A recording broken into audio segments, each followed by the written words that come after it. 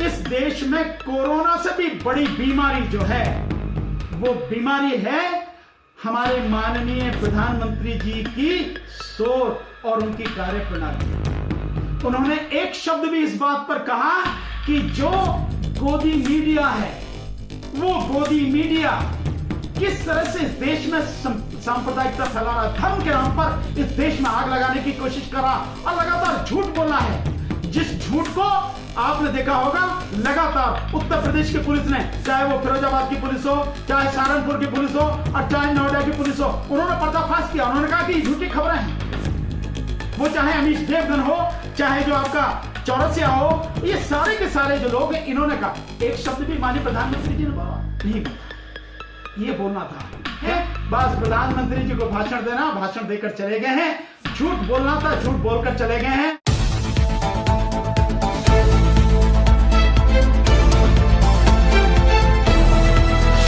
देश के प्रधानमंत्री माननीय श्री नरेंद्र मोदी जी ने जो लॉकडाउन कोरोना के विषय में चल रहा है उसे 3 मई तक बढ़ा दिया। तकरीबन 24 मिनट का उनका इसके विषय पर भाषण रहा है। काफी बातें उन्होंने बताई।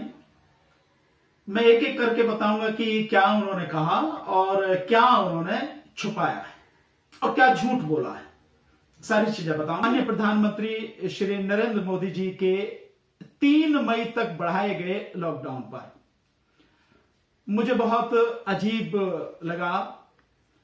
मुझे देखकर लगा कि क्या इस देश में कोई संघीय सरकार है और संघीय सरकार का प्रधानमंत्री ये बात कह रहा है। जिस तरह से माननीय श्री नरेंद्र मोदी जी ने बातें कही, लग बिल्कुल ऐसा रहा था कि देश में संघीय ढांचा नहीं है, संघीय सरकार नहीं है, राज्यों की सरकारें भी नहीं है, केवल एक राजतंत्र है और राजतंत्र का प्रमुख अपनी बात कह रहा है।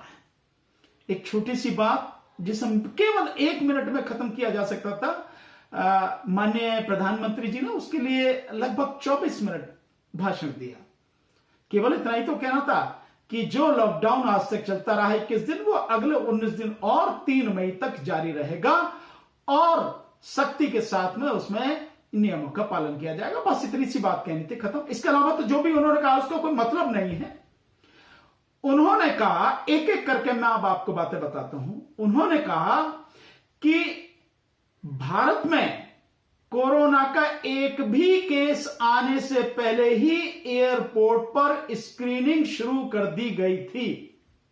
विदेशों से आने वाले यात्रियों की स्क्रीनिंग शुरू कर दी गई थी। आप सब जानते हैं कि हमारे देश में कोरोना नहीं था।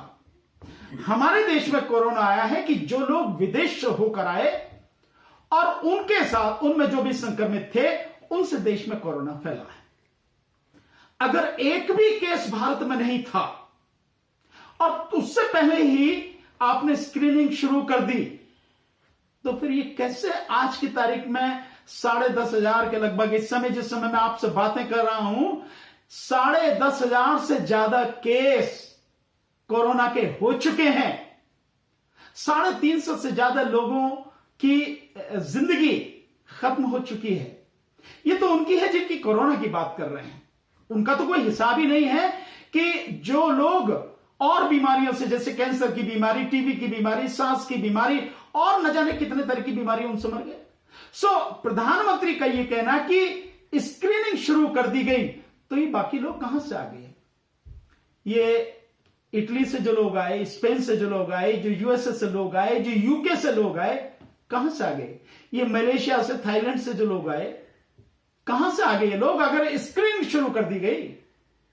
और एक उदाहरण, बल्कि 2 उदाहरण मैं कहूंगा, बहुत सीधे सीधे, जो बहुत मोटे हैं, समझ में आ जाने चाहिए, कि नोएडा में एक फैक्ट्री मालिक इटली होकर आया और उसके बाद में लोग संक्रमित हुए और उसके बाद में उस फैक्ट्री मालिक के खिलाफ केस किया गया। उत्तर प्रदेश सरकार ने वहां बिल्कुल बंद कर दिया पूरी तरह से, लोगों को ढूंढा कहां कहां है। यहां तक कि खुद मेरे गांव में भी, मेरे खुद के गांव में भी, जो डिस्ट्रिक्ट बुलंदशहर में है, उसमें एक व्यक्ति उसी कंपनी में काम करने वाला जब गांव में पहुंचा, वो कोरोना से संक्रमित था। हमारे पूरे गांव को पूरे गांव को सील कर दिया गया।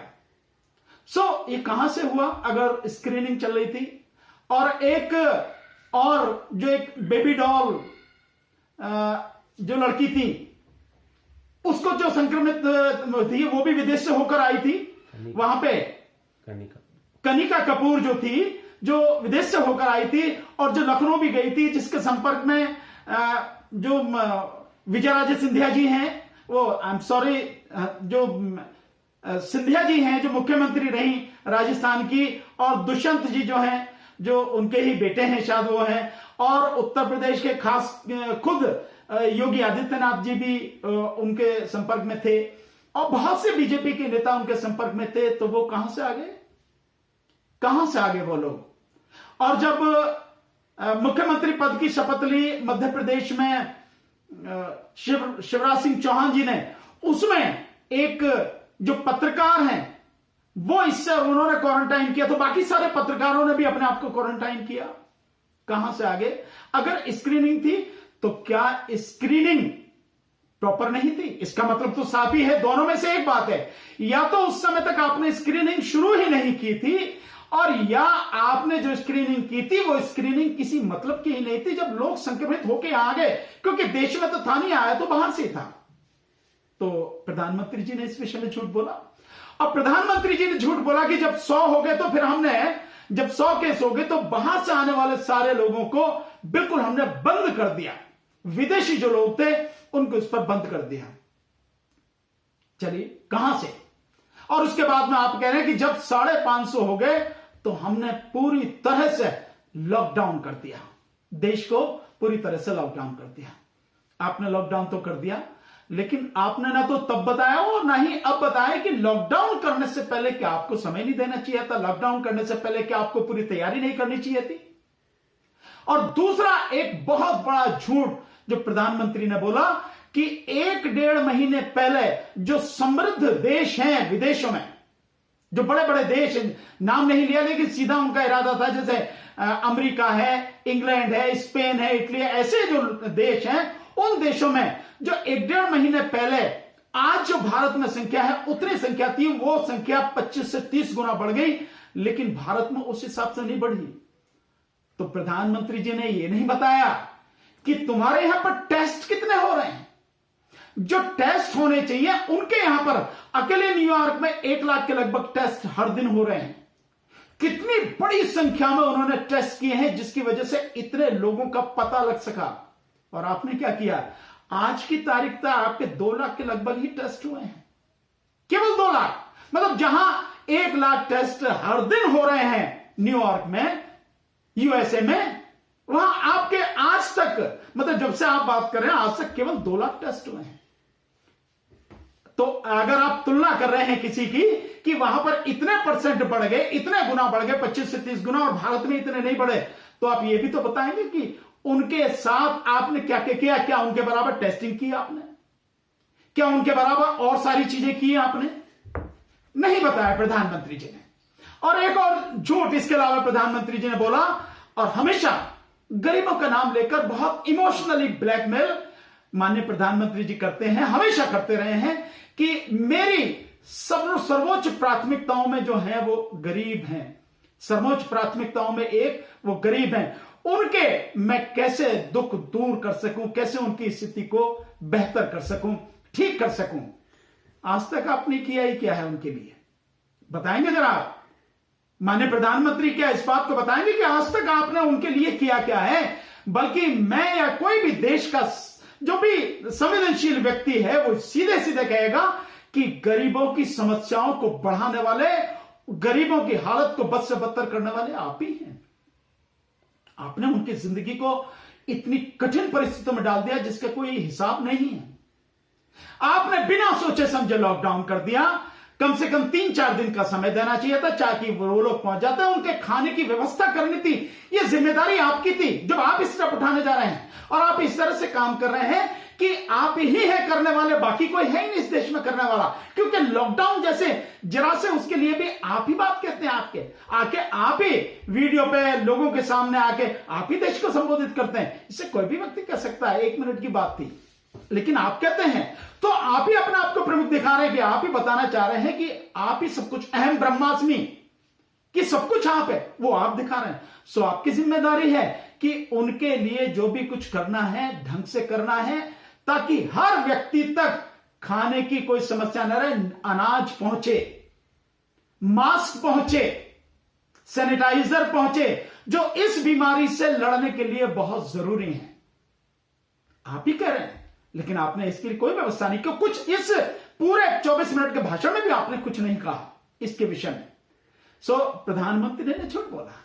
प्रधानमंत्री ने जो बातें कही हैं कि सोशल डिस्टेंसिंग ये वो, प्रधानमंत्री ने एक बात भी इस बार, एक शब्द भी इस बात पर नहीं कहा कि आपके जो अपने बीजेपी के नेता हैं, कर्नाटक से जो एमएलए हैं तुमकूर से, जो अपना जन्मदिन मनाते हैं, लोगों को बुलाते हैं, भीड़ है पूरी, केक बांट रहे हैं सोशल डिस्टेंसिंग के लिए, उनसे नहीं कहा आपने इस पे एक शब्द भी नहीं कहा कि आरएसएस के लोग पुलिस के साथ घुस के, पुलिस के साथ खड़े होके किस आधार पर, किस अथॉरिटी के अनुसार जो है लोगों से उनका आई कार्ड ढूंढ रहे हैं, आई कार्ड मांग रहे हैं, उनकी पहचान मांग रहे हैं, उनका लाइसेंस मांग रहे हैं। आपने नहीं कहा, हाथ में डंडे ले रखे उन्होंने। आपने नहीं कहा कि वो किस तरह से जो ये सारा पब्लिक के साथ में व्यवहार कर रहे हैं, आपने नहीं कहा, आपने नहीं बताया। आपने कहा कि मेडिकल क्षेत्र में, इंफ्रास्ट्रक्चर में बहुत आगे बढ़ गए हैं हम। क्या आगे बढ़ गए आप, क्या आगे बढ़ गए? आपने बताया कि मेडिकल जो फैसिलिटी है इस देश में लोगों को कितनी, शायद आपको मालूम है या मालूम नहीं है तो और भी दुख की बात है, और मालूम है फिर भी आप उसको ठीक नहीं करना चाहते, तो इससे ज्यादा और दुखद कुछ हो नहीं सकता। माननीय प्रधानमंत्री जी, मालूम है आपको कि आज आपकी सरकार एक व्यक्ति पर केवल 92 रुपए 33 पैसे एक महीने में मेडिकल पे खर्च कर रहे हैं। यानी एक व्यक्ति के स्वास्थ्य के लिए सरकार एक महीने में हमारे देश में, भारत में 92 रुपए यानी 92 रुपीज 33 पैसा, और अगर एक दिन में बात कहें तो ओनली 3 रुपीज और 20 पैसा खर्च कर रही है। ये है इंफ्रास्ट्रक्चर, इसमें आप आगे बढ़े हैं, ये दिया है आपने। और अगर इसमें स्टेट वाइज अगर हम अलग देख लें तो शायद हिमाचल एक ऐसा राज्य है, हिमाचल प्रदेश, जिसमें सबसे ज्यादा खर्च किया जा रहा, पर वो भी कितना, 1 रुपए 70 पैसे के आसपास, 1 रुपए 70 पैसे के आसपास। और अगर झारखंड की देखें जो सबसे वो है, तो वहां पे 1 रुपया भी एक दिन में नहीं पड़ता, 1 रुपया भी। ये स्थिति है आपकी, जो आप कहने की बात कर, आप कह रहे हैं ना कि हम इसमें आगे बढ़े हैं। आगे कितना बढ़े हैं आप? सिर्फ इस देश में प्राइवेट हॉस्पिटल बढ़े हैं और एक इंडस्ट्री के रूप में डेवलप हो गया हेल्थ इंफ्रास्ट्रक्चर। इस देश में प्राइवेट हाथों में एक इंडस्ट्री के रूप में डेवलप हो गया। गवर्नमेंट का, आपका बजट है 69,000 करोड़, और मालूम है कि प्राइवेट जो लॉबी है, जो हॉस्पिटल्स की है, उनका बजट क्या है? उनका बजट है 8 लाख करोड़, 8 लाख करोड़। और वो प्राइवेट हॉस्पिटल्स हैं जो 4,500 रुपए, हालांकि आपको करना ही नहीं चाहिए था, आपने कहा कि 4,500 रुपए जो टेस्ट होना है कोरोना के, उसके प्राइवेट लैब वाले जो है टेस्ट के लिए ले सकते हैं, लेना ही नहीं चाह। सुप्रीम कोर्ट ने पहले तो कह दिया कि भाई उनको एक भी पैसा नहीं लेना, फ्री में टेस्ट करने हैं, और बाद में फिर ये कर दिया कि नहीं वो 4,500 रुपए एक टेस्ट के ले सकते हैं। मतलब ये स्थिति है। आप एक तरफ उन देशों की बात कर रहे हैं जो विकसित देश हैं, और इटली में तो सारे जो प्राइवेट हॉस्पिटल से सबका नेशनलाइजेशन कर दिया, राष्ट्रीयकरण कर दिया इस आपदा के समय में। आपने क्या किया है? आप तो टेस्ट भी फ्री नहीं करा पा रहे। जो टेस्ट होना है कोरोना का, उसे भी फ्री आप नहीं करा पा रहे हैं। और प्रधानमंत्री कहते हैं कि 220 लैब से ज्यादा आज की तारीख में काम कर रही हैं, लेकिन यह नहीं बताया कि वो लैब जो है आपके यहां पे टेस्ट कितने कर रही है पर डे? मात्र 15,000 टेस्ट आपके यहां हो रहे हैं। माननीय प्रधानमंत्री जी ने यह नहीं बताया कि राज्यों ने जितनी टेस्टिंग किट आपसे मांगी हैं, क्या आपने उन्हें प्रोवाइड करा दी हर राज्य को? क्या आपने पीपीई, पर्सनल प्रोटेक्शन इक्विपमेंट वाली किट राज्यों को उपलब्ध करा दी जितनी उन्होंने मांगी है। आपने इसके विषय में कोई डाटा नहीं दिया। क्या मास्क आपने प्रोवाइड करा दिए? जिस मास्क की बात कर रहे हैं, जो मास्क बहुत जरूरी है, क्या आपने प्रोवाइड करा दिया राज्य को? क्या आपने, जो सारे डॉक्टर्स हैं, आपने तो सीधे सीधे बात कही, आपने राज्यों को तो कहा ही नहीं। आपने ये नहीं कहा कि राज्यों की यह जिम्मेदारी है कि इस चीज को देखें, नीचे गांव लेवल तक देखें और इसको बहुत अच्छी तरह से वॉच करें और केंद्र से जितनी भी मदद चाहिए वो मदद उनको मिलेगी। आपने ऐसा कहीं भी नहीं कहा। आपने तो सीधे सीधे कहा कि हर कस्बे, हर जिले, हर राज्य और हर थाने, मतलब थाने तक को भी कहा आपने, हर थाने को ये देखा जाएगा, वॉच किया जाएगा कि वो सही तरीके से इसमें काम कर रहे नहीं कर रहे हैं, इन्होंने रोका नहीं रोका। तो आप सीधे सीधे, ये तो ऐसे होगी जैसे राजतंत्र में है कि एक राजा है जो मन में आ रहा है, जो कह रहा है कि हाँ मेरा आदेश ही सब कुछ है, वो करने की बात। इसके विषय में आपको राज्यों को नहीं कहना, आपको नहीं कहना चाहिए था। ये संघीय ढांचा है, राज्यों को साथ लेके चलना था, राज्यों के साथ पूरी चट्टान की तरह, ताकत की तरह खड़ा होना था, उन्हें किसी भी तरह की परेशानी नहीं होने देनी थी। आपने तो नहीं कहा। आपको कहना चाहिए था राज्यों की जिम्मेदारी है कि मंडल लेवल पर, डिस्ट्रिक्ट लेवल पर, तहसील लेवल पर, ब्लॉक लेवल पर और उसके नीचे न्याय पंचायत लेवल पर और नीचे, सबसे नीचे गांव लेवल तक देखें कि कहीं किसी तरह से ये स्प्रेड ना हो। ये जिम्मेदारी उनकी है और सेंटर उनको हर तरह की मदद देगा। आज तक आपने मदद क्या दी है? राज्य लगातार आपसे मदद की मांग रहे हैं, आपने कोई मदद अभी तक उनको नहीं दी। इसके विषय में एक शब्द भी नहीं कहा आपने कि आप कितनी मदद दे रहे हैं उनको। आप 20,000 करोड़, आप 20,000 करोड़ राजपथ जो है, राष्ट्रपति भवन से लेकर इंडिया गेट तक राजपथ जो है उसे डेवलप करने के लिए आपने बजट रखा हुआ है। नया संसद भवन बना रहे हैं, बताएंगे आपकी क्यों बना रहे हैं, आप नया संसद भवन क्यों बना रहे हैं वर्तमान परिस्थिति में? क्या यह हमारा वर्तमान संसद भवन काफी नहीं है क्या? इससे अलग आप संसद भवन बना रहे, क्यों? आज की परिस्थिति में क्यों बना रहे आप? आपने 20,000 करोड़ रुपए का उसके लिए बजट रखा हुआ है, पूरा इलाका डेवलप करने के लिए राजपथ का। क्यों? इतने छोटे से इलाके के लिए आपने 2.5 से 3 किलोमीटर का जो इलाका है उसे डेवलप करने के लिए 20,000 करोड़, और पूरे देश के लिए आप बजट क्या दे रहे हैं? 15,000 करोड़ एक बार आपने दिया और 15,000 करोड़ दोबारा आपने दिया। अभी भी पहुंचा है नहीं पहुंचा इसकी कोई गारंटी नहीं। आपने किसानों को 2,000 की जो उनकी किस्त है वो देने की बात कही अप्रैल के फर्स्ट वीक में, वो भी आपने, वो अलग से नहीं है, जो उनको ऑलरेडी आपने देने का पहले ही आपने बजट में कहा था उसी के एडवांस में आप दे रहे हैं। लेकिन कितना दिया है? आपकी वेबसाइट पर जाकर अगर आप देखें तो 7,500 करोड़ रुपए ही आपने उसके लिए इश्यू किए हैं और 8-8.5 करोड़ आप जो है उनकी बात कर रहे हैं कि उनको देना है। सो इस हिसाब से कैसे हो जाएगा? कैसे? जरा आप गणित लगा के देखें कि जो आपने दिया है क्या वो उन सब के लिए पूरी तरह से हो पाएगा कि नहीं?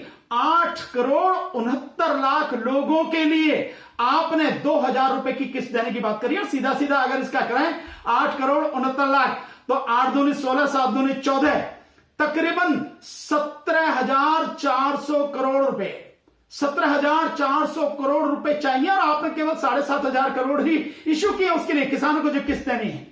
आप मनरेगा के लिए देने की बात कर रहे हैं और आप देखिए तमाशा, आपने देखा हो कि मनरेगा के लिए जो आपने 500 रुपए भेजने की बात करी है, आपने लोगों को घरों में बंद कर दिया। जो लोग लेने गए उनको, लोगों पर जो है पुलिस ने जो है लठ बजा दिया, उन्हें मिला नहीं, कई लोगों को पैसे भी नहीं मिले। वो आपने मुरैना की स्थिति में देखी हुई कि वो महिलाएं गई और 500 रुपए उनको जो FIR कर दी गई और उन्हें 10,000 के मुचल के देने पड़े। सो आप कर क्या रहे हैं? क्या करना चाहते हैं? क्या कहना चाहते हैं? सोशल डिस्टेंसिंग बनाए रखें, ये तो पहले से ही चल रहा है, इसका कड़ाई से पालन करें, पहले से चल रहा है। बुजुर्गों की देखभाल रखें, सब लोग कर रहे हैं, आपके कहने की क्या जरूरत है? सब लोग अपने बुजुर्गों का पालन कर, अच्छी तरह से देखभाल कर रहे हैं, कहां कोई दिक्कत है? लोगों के, गरीब लोगों की मदद करने की बात कही, जितना जिससे हो पा रहा है वो करने की कोशिश कर रहा है इस हालत में भी कि जबकि लॉकडाउन है। और आप काढ़े पिलाने की बात कर रहे हैं, कभी चाय पिलाते हैं, कभी काढ़ा पिलाते हैं। एक ऐप की आप जो है प्रमोशन कर रहे हैं, जो आपने ऐप बनाया है उस ऐप की प्रमोशन कर रहे हैं आप।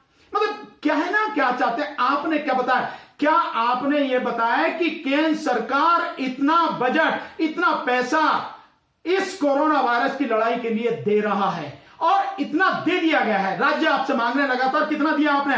ये नहीं बताया आपने कि कितना दिया। राज्य मांग रहे हैं। अशोक गहलोत राजस्थान के मुख्यमंत्री हैं, उन्होंने कहा कि आप राज्यों को 1 लाख करोड़ रुपए इस संकट के समय में दीजिए। आप कितना दिया है आपने बताया? आपने पीएम केयर फंड जो आपने बनाया है, बिल्कुल गलत तरीके से बनाया है। उस पीएम केयर फंड में अभी तक कितना पैसा आया आपने बताया? और उस पीएम केयर फंड से कितना पैसा आपने इस कोरोना लड़ाई के लिए दिया है? राज्यों को दिया या किसी को भी दिया? किसको दिया है आपने बताया? आपने नहीं बताया। क्या आपने देश में जो बताया है कि 1 लाख बेड कर दिए हैं, और जो अंतरराष्ट्रीय मानदंड है वो है कि 10,000 अगर कोरोना के मरीज हैं तो उस पर 1500-1600 जो है बेड होने चाहिए, और भारत ने 1 लाख बेड कर दिए हैं। ऑलरेडी है हमारे पास में इस समय जो हमारे पास में लगभग 23,000 से ज्यादा हमारे पास हॉस्पिटल है। सब में टोटल मिला के 7,10,261 बेड है हमारे पास। क्या आपने इसके लिए अलग से किए हैं? और अलग से किए हैं तो बताया क्यों नहीं आपने? या उसी में से किए हैं, और उसी में से किए हैं तो बाकी का क्या है? और ये स्थिति तो ये है, कोरोना की बात कर रहे हैं। इस कोरोना की वजह से जो हॉस्पिटल्स पूरे लॉकडाउन कर दिए गए हैं, जो और बीमारियों से लोग जूझ रहे हैं, वो टीबी की बीमारी है, वो कैंसर की बीमारी है, वो सांस की बीमारी है, वो जो शुगर की बीमारी है, और न जाने कितनी तरह की बीमारियां, हार्ट की बीमारी हैं, इन सबसे जो लोग जूझ रहे हैं उनके लिए क्या व्यवस्था की है आपने? आपने देखा नहीं कि लगभग 800 लोगों को खुद एलएनजेपी हॉस्पिटल जो दिल्ली का है, लोकनायक जयप्रकाश हॉस्पिटल, उसमें से उनको निकाला गया, बेड खाली कराए गए। उनमें से एक हार्ट के मरीज थे, उनकी डेथ हो गई। ऐसे ही अभी आपने देखा बिहार में जहानाबाद में एक जो मां है, वो 3 साल के बच्चे को लेके पहले वहां से अपने गांव से एक हॉस्पिटल भागी, वहां से मना कर दिया, वहां से कहा कि भाई वहां पे जाओ, दूसरी जगह पे वहां गई, वहां से उन्होंने कहा कि जहानाबाद जाओ, लेकिन एम्बुलेंस होते हुए भी किसी ने एम्बुलेंस प्रोवाइड नहीं कराई, और उसका बच्चा मर गया। जिसका मरता है उसी को दुख मालूम है, दर्द मालूम है, आपको मालूम नहीं है मोदी जी। आपको कुछ नहीं मालूम, आपको तो कहना है बस, आप कहीं चले जाइए जो भी कुछ है, और सारा काम जनता ही करे, सारा काम और ही करें, आप कुछ नहीं करें। आप किसानों की बात करें, आपने ये जो मैंने उस महिला की बात बताई, इसके लिए क्या किया? ऐसे कितने ही लोग हैं, जितने लोग कोरोना से मर रहे हैं, लगभग उतने के आसपास ही मैं समझता हूं वो लोग जिनको इलाज नहीं मिल पा रहा है बीमारी की वजह से, वो लगातार मर रहे हैं। भूख की वजह से लोग मर रहे हैं। लोगों की भूख का इंतजाम किया आपने? लोगों तक खाना कैसे पहुंचे इसकी व्यवस्था की आपने? इसके लिए राज्यों को कोई इंस्ट्रक्शन दिया कि आप ये करिए और हम ये सपोर्ट आपको करेंगे? कोई व्यवस्था की आपने? नहीं की। ये और जो 19 दिन के लिए लॉकडाउन रहेगा, इसमें कैसे लोग रहेंगे, कैसे खाना खाएंगे? अभी लोगों को 3-3, 4-4 दिन में खाना मिल पा रहा है। दिल्ली में सुबह 6 बजे से आते हैं, देखा ही होगा आपने वीडियो, सुबह 6 बजे से आते हैं और शाम को दोपहर तक 4-4, 5-5 घंटे लाइन में लगे थे। मतलब लंच का जो है खाना, लंच लेने के लिए, दोपहर के खाने के लिए सुबह से लाइन लगाते हैं, और शाम के खाने के लिए दोपहर से लाइन। ये जो सारी की सारी स्थिति है, इस स्थिति में माननीय प्रधानमंत्री जी आप बताएंगे कि आप क्या कर रहे हैं? आपने क्या किया? डॉक्टर्स को, नर्सिस को, लैब स्टाफ को, पैरामेडिकल स्टाफ को, सफाई कर्मचारियों को, उनको पर्सनल प्रोटेक्शन इक्विपमेंट वाली किट देने के लिए, मास्क देने के लिए, सैनिटाइजर देने के लिए, और जो है उनको सर्जिकल ग्लव्स देने के लिए आपने क्या किया है? क्या बताया है आपने? आप ये भाषण देने आए, आपने 24 मिनट तक भाषण दिया और भाषण देकर आप चले गए। मतलब कुछ भी हो, आपने कुछ नहीं करना, केवल भाषण देना है। ये कोई भी कर सकता था, 1 मिनट का काम था जो आपने किया। सो मेरा आपसे माननीय प्रधानमंत्री जी निवेदन है, आपको आने की जरूरत नहीं बार बार। आपने जैसे जो है एक मेडिकल बुलेटिन शाम को 4 बजे आपका वो एक अधिकारी देता है, उसी को कर दो, वही दे देगा सारा सब कुछ। किसानों के लिए आपने क्या किया? बात रहेगी मेरी किसानों के लिए। किसानों के लिए क्या आपने उत्तर प्रदेश में गन्ना किसानों का 9,000 करोड़ रुपया गन्ना मिल मालिकों पर पड़ा, उसके लिए कोई डायरेक्शन दिया आपने? उसके लिए कोई इंस्ट्रक्शन आपने दी कि वो पैसा इस विकट परिस्थिति में, इस दुख की परिस्थिति में पहुंच जाए? इसके अलावा 34,000 करोड़ रुपया जीएसटी का जो राज्यों का हिस्सा है, वो आपने अभी तक दबा के रखा है। आपके पास में है, सेंटर के पास में है, आपने अभी तक नहीं दिया। वो लगातार आपसे मांग रहे हैं। आपने सीएसआर फंड, जो कोऑपरेटिव सोशल रेस्पॉन्सिबिलिटी फंड है, आपने उसको ऐड कर दिया। उससे जो है पीएम केयर फंड से, आपने उससे ऐड कर दिया। कैसे कर दिया आपने? और आप जो ये सारी की सारी चीजें कर रहे हैं कि आपने जो है, जो सांसद हैं उनकी जो 2 साल की जो पूरी निधि है, जो सांसद निधि है 5 करोड़ पर ईयर के हिसाब से एक सांसद की जो अपने क्षेत्र में लगाने के लिए, वो सारी की सारी आपने 2 साल के लिए फीस कर दी। ठीक है, बाकी और सारी चीजें आपने क्या की है? मतलब ये जो सारा पैसा किया गया है कहां है? इसके अलावा आपको बहुत बड़ा फंड वर्ल्ड बैंक से, आईएमएफ से और एशियन डेवलपमेंट बैंक से मिलने वाला है। आपको आईएमएफ से मिलने वाला है $4 बिलियन, यानी लगभग 30,000 करोड़, और आपको वर्ल्ड बैंक से मिलना है $1 बिलियन, यानी लगभग 7,630 करोड़, और आपको मिलना है एशियन डेवलपमेंट बैंक से $2.2 बिलियन, यानी कि लगभग 16,000 करोड़ रुपया। तो तकरीबन 54,000 करोड़ रुपया आपको यहां से मिलने वाला है। ये जो है इस विकट परिस्थिति में, इस कोरोना की परिस्थिति में दुनिया भर को जो मदद दी जा रही है, भारत भी उसमें से एक, इतना पैसा मिलने वाला है। हिसाब दे पाएंगे इसका? अभी जब आएगा सारा सब कुछ है, क्या इस पैसे को इस देश के स्वास्थ्य विभाग में, स्वास्थ्य के क्षेत्र में लगाना जरूरी नहीं है? बस मैं यही आपसे कहूंगा कि कहने को बहुत कुछ है लेकिन दिया कुछ नहीं है। बस प्रधानमंत्री जी को भाषण देना, भाषण देकर चले गए हैं। झूठ बोलना था, झूठ बोलकर चले गए हैं। मैं तो इतनी ही बात कहता हूं, इस देश में कोरोना से भी बड़ी बीमारी जो है, वो बीमारी है हमारे माननीय प्रधानमंत्री जी की सोच और उनकी कार्य प्रणाली। उन्होंने एक शब्द भी इस बात पर कहा कि जो गोदी मीडिया है, वो गोदी मीडिया किस तरह से इस देश में सांप्रदायिकता फैला रहा, धर्म के नाम पर इस देश में आग लगाने की कोशिश कर रहा और लगातार झूठ बोल रहा है। जिस झूठ को आपने देखा होगा लगातार उत्तर प्रदेश की पुलिस ने, चाहे वो फिरोजाबाद की पुलिस हो, चाहे सहारनपुर की पुलिस हो और चाहे नोएडा की पुलिस हो, उन्होंने पर्दाफाश किया। उन्होंने कहा कि ये झूठी खबरें हैं। वो चाहे अमीश देवगन हो, चाहे जो आपका चौरसिया हो, ये सारे के सारे जो लोग हैं, इन्होंने कहा। एक शब्द भी माननीय प्रधानमंत्री जी ने बोला नहीं? बोला। ये बोलना था